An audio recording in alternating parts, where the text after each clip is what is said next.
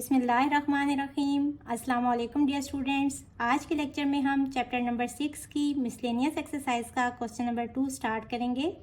Question is find sine alpha, tan alpha and secant alpha if cos of alpha equals to -5/13 where alpha is greater than π/2 and less than pi. हमारे पास given है cos of alpha equals to -5/13। सबसे पहले हम यहाँ से sine of alpha की value find करेंगे। हमें पता है ट्रिग्नोमेट्रिक आइडेंटिटी है cos square alpha plus sign square alpha equal होता है 1 के, और यहाँ से कॉस स्क्वायर अल्फा इक्वल होता है 1 माइनस साइन स्क्वायर अल्फा के। तो यहाँ कॉस स्क्वायर अल्फा लेके आने के लिए हम सबसे पहले दोनों साइडों पे स्क्वायर ले लेंगे। Taking square on both sides, we have cos square alpha equals to -5/13 whole square. इसका स्क्वायर हो जाएगा तो नेगेटिव साइन ख़त्म हो जाएगा और 25/169। अब यहाँ इसकी जगह पे हम लगा देंगे इसकी value 1 minus sign square alpha 25/169। Sign square alpha को इस साइड पे ले जाएं तो ये हो जाएगा पॉजिटिव, और sine square alpha equals to इसको यहाँ ले आएं तो 1 माइनस 25/169। एलसीएम ले लें 169 माइनस 25 होता है 144 के इक्वल। अब हमें साइन ऑफ अल्फा की वैल्यू चाहिए तो हम दोनों साइडों पे स्क्वायर रूट ले लेंगे। आप लिखेंगे taking square root on both sides we have, और फिर स्क्वायर रूट ले लेंगे। यहाँ स्क्वायर इस स्क्वायर रूट से कट जाएगा तो हमारे पास साइन अल्फा की वैल्यू आ जाएगी 12/13। साइन अल्फा की भी वैल्यू आ गई। अब हमें टेन ऑफ अल्फा की वैल्यू चाहिए। हमें पता है कि टेन अल्फा इक्वल होता है sine alpha over cause of alpha के। वैल्यूज पुट कर दें। साइन अल्फा है 12/13 और कॉज ऑफ अल्फा की वैल्यू क्वेश्चन में गिवन है -5/13। ये 13 यहाँ 12 के साथ ऊपर आ जाएगा और ये वाला 13 इस 5 के साथ नीचे चला जाएगा। ये दोनों कट जाएंगे तो आंसर आ जाएगा -12/5। ये टेन ऑफ अल्फा की वैल्यू आ गई। अब हमें सीकेंट अल्फा की वैल्यू चाहिए। हमें पता है कि सीकेंट अल्फा इक्वल होता है 1/cos ऑफ अल्फा के। कॉज ऑफ अल्फा गिवन है -5/13। ये 13 ऊपर आ जाएगा न्यूमिनेटर में तो आंसर आ जाएगा -13/5। So sine alpha, tan alpha और सीकेंट अल्फा की वैल्यूज आ गई। So this is our required answer. Question number 3 is the angle of elevation of a hot air balloon 500 metre away climbing up vertically. First information given है कि अगर आप इस जगह पे हैं तो आपसे हॉट एयर बैलून कितना दूर है, 500 मीटर अवे। अब ये ऊपर की तरफ वर्टिकली जा रहा है। Changes from 30 degree to 60 degree. ये एंगल ऑफ एलिवेशन गिवन है। जब वो इस जगह पे था बैलून तो उसने जो एंगल ऑफ एलिवेशन बनाया 30 डिग्रीज का, और ये एंगल ऑफ एलिवेशन चेंज हो गया 60 डिग्रीज पे। ये एंगल कितना है, 60 डिग्रीज। कितने टाइम में, इन 100 सेकेंड्स। यहाँ से यहाँ तक पहुँचने में जो टाइम लगा वो कितना था, 100 seconds. What is the upward speed in metre per second. तो हमने स्पीड बतानी है यहाँ से यहाँ पहुँचने के लिए। सबसे पहले इस फिगर को नाम दे लें ABC और इस पॉइंट को कह लें O। तो सबसे पहले हम ये वाली ट्रायंगल यूज़ करेंगे। अब ये वर्टिकली ऊपर जा रहा था तो ये एंगल कितना है, 90 डिग्रीज का। In triangle OBA tan of ये वाला एंगल यूज़ हो रहा है 30 degree equals to perpendicular over base. Perpendicular है OB और बेस है 500 मीटर्स। टेन 30 इक्वल होते हैं 0.58 OB ओवर 500। यहाँ से OB डिस्टेंस आ जाएगा 0.58 और ये वहाँ जाके मल्टीप्लाई हो जाएगा 500 विच इज़ इक्वल्स टू 288.675। तो 68 कर लेते हैं और साथ में यूनिट आएगी मीटर्स की। ओ बी डिस्टेंस आ गया 288.68 मीटर्स। अब हम ट्रायंगल ले लेंगे ए बी सी। अब यहाँ एंगल यूज होगा ये वाला 60 degrees. tan of 60 degrees equals to perpendicular over base, और यहाँ परपेंडिकुलर कितना है बी सी और बेस कितना है 500। सॉल्व करें, tan 60 इक्वल होते हैं 1.73 equals to B C over 500। यहाँ से बी सी आ जाएगा, 500 को इससे मल्टीप्लाई करेंगे which is equals to 866 metres. ये वाली सारी लेंथ कितनी आ गई हमारे पास 866 मीटर्स। बट हमें ओ सी चाहिए, तो ओ सी किसके इक्वल होगा, अगर हम इस सारी में से मीन्स के बी सी में से ओ बी माइनस कर दें तो हमारे पास ओ सी आ जाएगा, ये वाला डिस्टेंस मीन्स के 866 माइनस 288.68। सॉल्व करें, हमारे पास आ जाएगा 577.3 मीटर्स। तो ओ सी मीन्स के ये डिस्टेंस कितना आ गया 577.3 मीटर्स। और ये हमने क्यों फाइंड किया, क्योंकि बेसिकली हमने स्पीड फाइंड करनी है बैलून को ओ से सी तक पहुंचने के लिए। तो हमारे पास स्पीड का जो फॉर्मूला है वो है speed equals to distance over time. O से सी तक पहुंचने के लिए डिस्टेंस आ गया 577.3 मीटर्स और टाइम गिवन था 100 सेकेंड्स। तो ये मीटर पर सेकंड में ही आंसर आएगा जो कि हमने फाइंड करना था। इसको सॉल्व करें तो हमारे पास आ जाएगा 5.773 metre per second. So this is our required answer. Number 4 is find the value of A in the following figure. Figure हमारे पास गिवन है, इसमें ये वाला एंगल 90 का बन रहा है, तो हम इसमें ट्रिग्नोमेट्रिक रेशियोज यूज़ कर सकते हैं।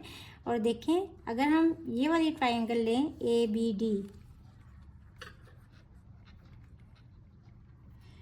तो हमारे पास दो साइड्स गिवन है, हाइपोटेन्यूज भी गिवन है और परपेंडिकुलर भी गिवन है। तो यहाँ से हम बेस बी डी फाइंड कर सकते हैं। हमें पता है कि हाइपोटेन्यूज स्क्वायर मीन्स के ए डी स्क्वायर इक्वल होता है A B square plus B D square के।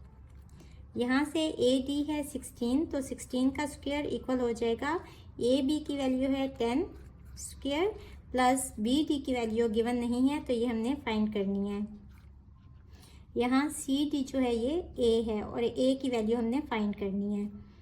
16 स्क्वायर इक्वल होते हैं 256 के और 10 स्क्वायर इक्वल होते हैं 100 के। ये इक्वलिटी के इस साइड पे जाएगा तो -100 हो जाएगा equals to B D square.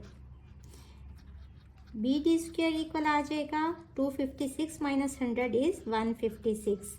Square को ख़त्म करने के लिए दोनों साइडों पे स्क्वायर रूट ले लें, स्क्वायर स्क्वायर रूट से कट जाएगा तो बी डी इक्वल आ जाएगा 12.49। इसको 5 कर लें, 12.5 सेंटीमीटर। अब हमारे पास बी डी की वैल्यू आ गई 12.5 सेंटीमीटर। अब हम ट्रायंगल ले लेंगे ए बी सी और सेम यही प्रोसीजर यूज़ करेंगे। एंगल बी इसमें 90 डिग्री का है, तो यहाँ भी हाइपोटेन्यूज स्क्वायर मीन के ए सी स्क्वायर इक्वल हो जाएगा ए बी स्क्वायर और बेस कितनी है यहाँ बी सी स्क्वायर। इस केस में हाइपोटेन्यूज है 14 स्क्वायर, ए बी 10 है और बी सी की वैल्यू हमने फाइंड करनी है।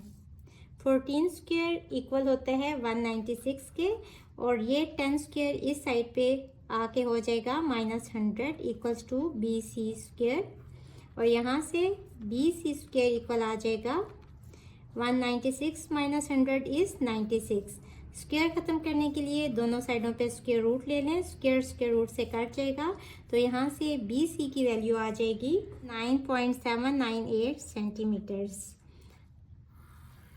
अब ये वाली वैल्यू कितनी आ गई, यहाँ से लेके यहाँ तक ये आ गई 9.798। बेसिकली हमने ए की वैल्यू फाइंड करनी थी, तो हमें पता है कि सी डी यानी कि ए किसके इक्वल होगा। अगर इस पूरे में से हम ये वाला डिस्टेंस माइनस कर दें यानी कि बी डी में से माइनस कर दें बी सी को, बी डी कितना आ गया 12.5 और बी सी कितने हैं 9.798 और ये सी डी क्या है बेसिकली ये ए है और हमने ए की वैल्यू ही फाइंड करनी थी। इसको कैलकुलेट करें तो हमारे पास आंसर आ जाएगा 2.692 तो 2.69 centimetre. So this is our required answer.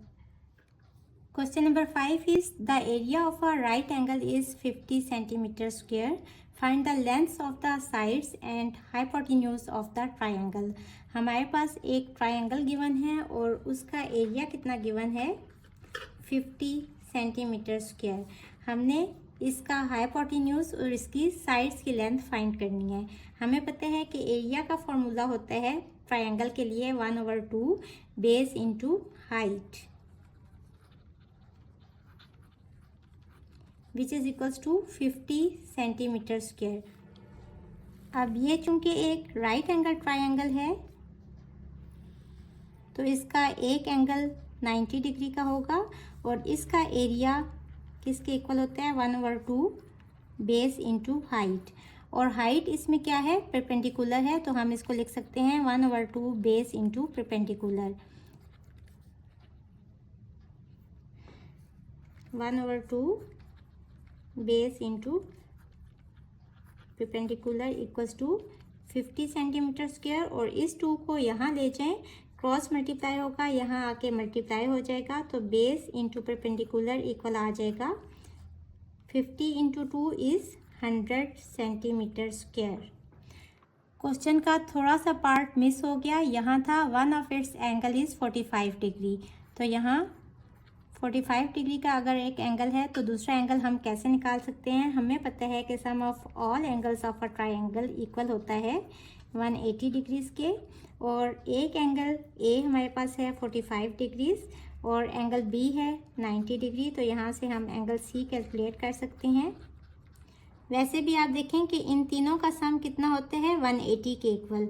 एक एंगल ऑलरेडी 90 डिग्री का है तो बाकी दो एंगल्स का सम भी 90 डिग्रीज के इक्वल होना चाहिए ताकि तीनों मिलके 180 डिग्रीज हो जाएं। तो अगर ये 45 डिग्री है तो ये भी 45 डिग्री होगा 180 डिग्री और ये दोनों यहाँ आके -90 डिग्री -45 डिग्रीज हो जाएंगे। इनको कैलकुलेट करेंगे तो एंगल सी भी हमारे पास आ जाएगा 45 डिग्रीज। अब हमने क्या फाइंड करने हैं lengths of the sides and hypotenuse of a triangle. Sides की लेंथ और हाइपोटेन्यूज की लेंथ यानी कि ए बी बी सी और ए सी तीनों हमने फाइंड करने हैं। हम यूज़ करेंगे यहाँ tan of 45 degree which is equals to perpendicular over base. tan 45 degree equal होता है 1 के which is equals to perpendicular over base और यहाँ से क्रॉस मल्टीप्लाई करें बेस यहाँ आ जाएगी तो बेस आ जाएगी इक्वल टू परपेंडिकुलर। अब इसको इक्वेशन नंबर 1 कह लें। अगर बेस को परपेंडिकुलर के इक्वल रखें तो बेस इंटू बेस क्या हो जाएगा base square equals to 100 centimetre square. तो ये हो जाएगा base into base equals to 100 centimetre square means के base square equals to 100 centimetre square और बेस की वैल्यू फाइंड करने के लिए हम दोनों साइडों पे स्क्वायर रूट ले लेंगे।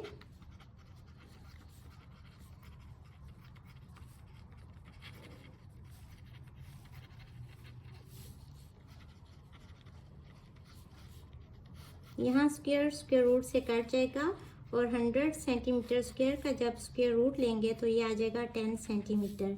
यहाँ से बेस की वैल्यू आ गई 10 सेंटीमीटर। बट हमें पता है कि बेस इक्वल है परपेंडिकुलर के और बेस कितनी आ गई 10 सेंटीमीटर तो यहाँ से हमारे पास परपेंडिकुलर भी आ जाएगा 10 सेंटीमीटर के इक्वल। बेस आ गई 10 सेंटीमीटर परपेंडिकुलर भी आ गया 10 सेंटीमीटर। अब हमने हाइपोटेन्यूज की वैल्यू फाइंड करनी है मीन्स के ए सी। हमें पता है कि in right angle triangle hypotenuse square equal होता है perpendicular square plus base square के इक्वल। यहाँ से हाइपोटेन्यूज मीन्स के ए सी स्क्वायर इक्वल आ जाएगा परपेंडिकुलर स्क्वायर मीन्स के 10 स्क्वायर प्लस 10 स्क्वायर। ये आ जाएगा 100 plus 100 which is equals to 200। यहाँ से हाइपोटेन्यूज स्क्वायर इक्वल आ जाएगा 200 के। हमें हाइपोटेन्यूज की वैल्यू चाहिए, तो दोनों साइडों पे स्क्वायर रूट ले लेंगे। स्क्वायर रूट से कट जाएगा और यहाँ देखें 200 को हम लिख सकते हैं 2 इंटू 100, तो मीन्स के 2 का अंडर रूट और 100 को हम लिख सकते हैं 10 का स्क्वायर। तो यहाँ से हमारे पास आ जाएगा 10।